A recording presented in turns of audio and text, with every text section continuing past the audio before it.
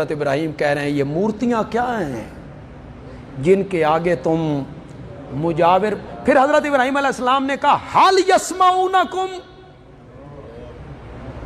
اذ تدعون، جب تم ان کو پکارتے ہو تو کیا یہ تمہاری پکاریں سنتے؟ اور یہاں کیا کہا لما تعبد ما لا یسمع. حضرت ابراہیم علیہ السلام کی آپ تبلیغ دیکھیں، اس کا انداز دیکھیں، سمجھانے کا طریقہ دیکھیں. حضرت ابراہیم علیہ السلام اس بات پہ زور دے رہے ہیں کہ جو سنتے نہیں وہ پکار کے لائق نہیں، جو سنتے نہیں وہ معبود بننے کے لائق نہیں. آج میری جماعت کو یہ شرف حاصل ہے کہ ہم نے بھی تبلیغ کا وہی رنگ اپنایا جو حضرت ابراہیم نے اپنایا. ہم نے بھی اسی بات پہ زور دیا کہ جن کو تم پکارتے ہو یہ تمہاری پکاریں سنتے. جب سنتے نہیں تو پکارتے کیوں ہو؟ ہم نے بھی زور اسی پر دیا کہ وہ سنتے نہیں ہیں. جو اس دنیا سے چلا گیا، جس کا انتقال ہو گیا. موت کا لفظ تو ذرا اچھا نہیں نا. انتقال کسے کہتے ہیں؟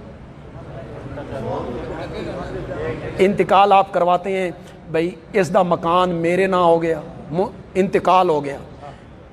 تو ہمیں بھی بتاؤ نا بھائی اس دنیا سے کہاں انتقال ہوا،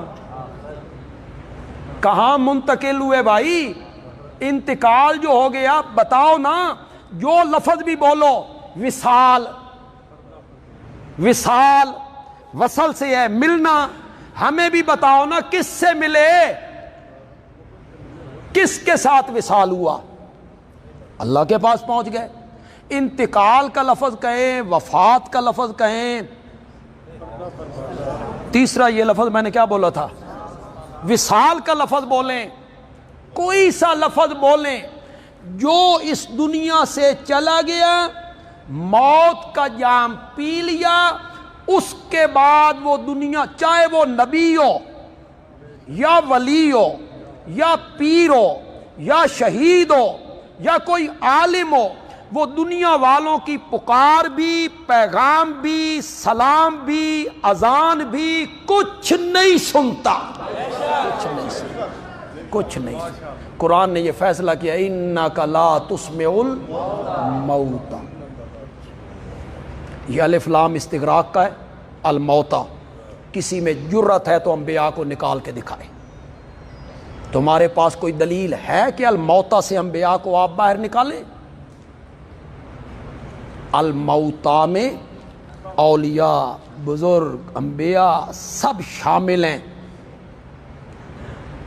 اور قرآن نے فیصلہ کیا کہ آپ مردوں کو سنا